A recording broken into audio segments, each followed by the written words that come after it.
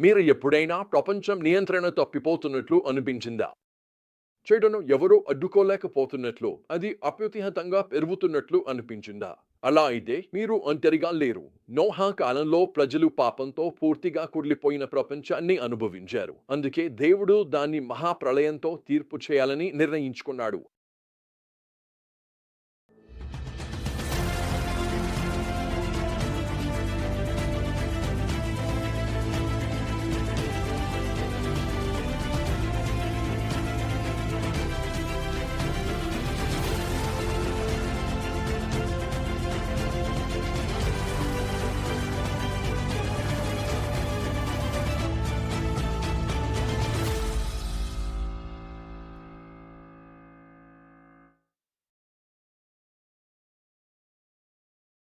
మనము ఆదికాండము 6 మరియు 7 అధ్యాయాలను పరిశీలించినప్పుడు మానవజాతి విపరీతంగా దుష్టతకు లోనైందని గమనించగలం.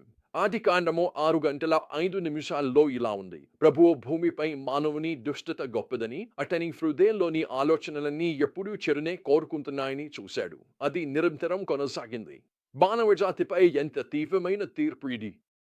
పాపం ఆధ్యాత్మిక క్యాన్సర్లా వ్యాపించి ప్రతి హృదయాన్ని సంక్రమించి ప్రతి సంబంధాన్ని విషపూరితం చేసింది. హింస భూమిని నింపేసింది.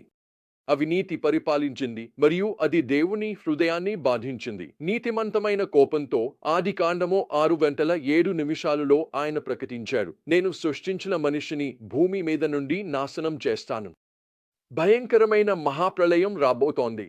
కానీ ఈ అంధకారమైన తీర్పులో ఒక వ్యక్తి ద్వారా ఆశాకిరణం వెలిగింది: నోహా. 8వ వచనం చెబుతోంది: నోహా ప్రభువు దృష్టిలో కృపను పొందాడు. నోహాను ప్రత్యేకంగా నిలిపినది ఏమిటి? 2 ముఖ్యమైన విషయాలు. ఆదికాండము 6 గంటల 9 నిమిషాలు ప్రకారం, మొదటిగా అతను నీతిమంతుడు, రెండవది అతను దేవునితో నడిచాడు. అంటే నోహాకు విశ్వాసం ఉంది. ప్రపంచం మొత్తం దుష్టతను అంగీకరించినప్పటికీ అతను దేవునిపై నమ్మకం ఉంచి ఆయన మార్గాల ప్రకారం జీవించాడు.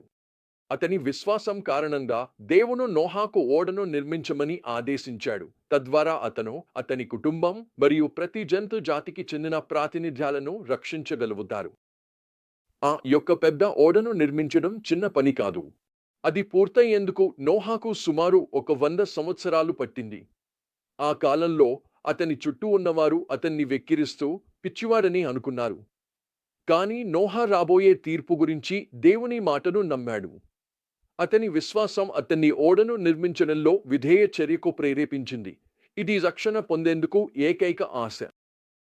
నమ్మకం లేని ప్రపంచంలో నోహా చూపిన స్థిరమైన విశ్వాసం శక్తివంతమైన ఉదాహరణ.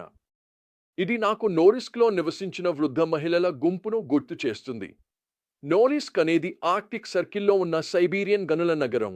అక్కడ మాజీ సోవియట్ యూనియన్ కాలంలో క్రైస్తవులు హింసించబడ్డారు. అన్ని అడ్డంకులను ఎదుర్కొంటూ ఈ విశ్వాసంతో నిండిన బాబుష్కాలు లేదా అమ్మమ్మలు గనుల మేనేజర్ను ఒక చర్చి నిర్మించమని అడిగారు. వారి గుంపులో కేవలం 7 మంది మాత్రమే ఉన్నప్పటికీ విశ్వాసంతో వారు సుమారు 200 మంది వస్తారని చెప్పారు.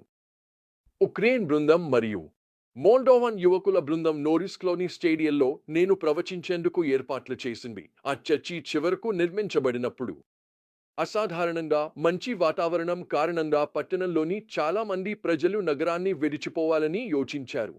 కానీ దేవుడు అంకితదినాన ఆ ప్రాంతానికి ఒక తుఫాను తెచ్చాడు. దాంతో పట్టణ ప్రజలు నగరాన్ని విడిచిపోకుండా ఉండి బదులుగా ప్రవచనాన్ని వినేలా అయ్యారు. అద్భుతంగా జనంతో నిండిన మొత్తం స్టేడియం తమ జీవితాలను క్రీస్తుకు అర్పించుకుంది మరియు ఒక కొత్త చర్చి పుట్టింది. తరువాతి రోజు చర్చి తన మొదటి ప్రార్థనా సమావేశాన్ని నిర్వహించింది. అది కొత్తగా విశ్వాసం పొందిన వారితో నిండిపోయింది.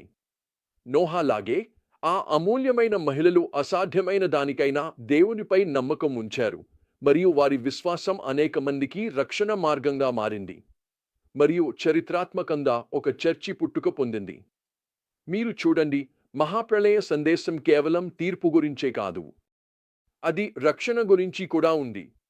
నోవహు నౌక మన రక్షకుడైన యేసు క్రీస్తు యొక్క ప్రతిరూపం.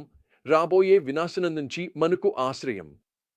మనమందరం తీర్పుకు అర్హమైన పాపులమే. మనము క్రీస్తుపై విశ్వాసం ఉంచినప్పుడు మన పాత అవిధేయత జీవితం నుండి కొత్త విధేయత జీవితానికి మారిపోతాము. క్రీస్తుపై విశ్వాసం ద్వారా మనం నౌక యొక్క రక్షణలోకి తీసుకురాబడతాము. అయితే ఇది మీకు ఏమి సూచిస్తోంది? మొదటగా మనం పాపం యొక్క తీవ్రతను గుర్తించాలి. మహాప్రళయ కథనం పాపాన్ని నిర్లక్ష్యం చేసినప్పుడు దాని విపరీతమైన పరిణామాలను మనకు చూపిస్తుంది.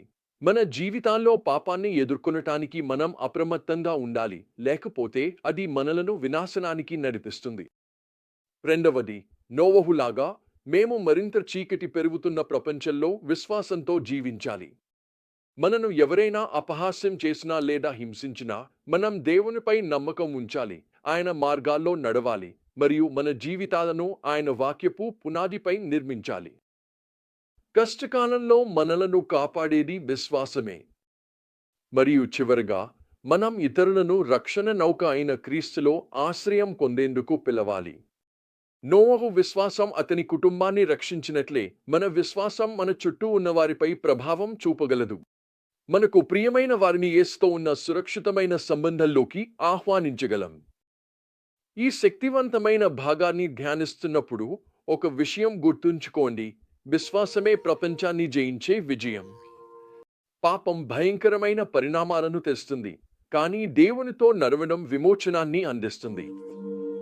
విశ్వాసంతో జీవించండి, పాపాన్ని కఠినంగా ఎదుర్కోండి మరియు క్రీస్తులో ఉన్న రక్షణ ఆశను ప్రకటించండి, ఎందుకంటే ఆయనే మన సురక్షిత నౌక.